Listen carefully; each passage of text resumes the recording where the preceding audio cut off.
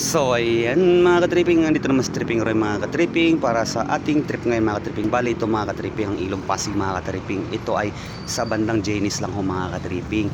Ito yung spot ko mga ka-tripping. So ayun kung mapapansin nyo mga ka-tripping, yan ay ang mga lumiit ang space ng ating Ilog Pasig mga ka-tripping dahil sa water lily. Dahil summer ho ngayon mga ka-tripping. So ayan. Yan mga ka-tripping. Kumbaga nakaka-intriga mga ka-tripping, kaya napahinto ako rito mga ka-tripping para ipasyo sa inyo yung mga nakatira dito. Kumbaga habang wala pa yung yung summer nga ho, ika nga yan, tinaniman ho nila yung gilid ng Ilog Pasig. Dahil yan, okay. Kumbaga yung sa may dulo mga ka-tripping, yan ay ang water lily. At kung sa may gilid, ito dito banda yan ay mga talbos ng kamote. Ang tataba mga ka-tripping. Kumbaga ayos ba mga ka-tripping, nakapakinabangan din ng mga malapit na nakatira dito. May saging pa. Tapos, ano yan, okay, kamuting kahoy. Ang taba mga ka-tripping. At saka yun ay yung, ang taba ng malunggay mga ka-tripping. So ayan.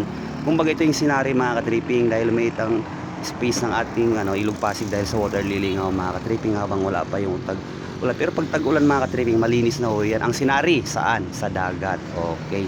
So ayan ang sinari talaga mga ka-tripping, mapunta sa dagat yan. Yan talaga. Maraming salamat mga ka-tripping sa panonood ng video mga ka-tripping. Ito ay show ko lang ho. Okay?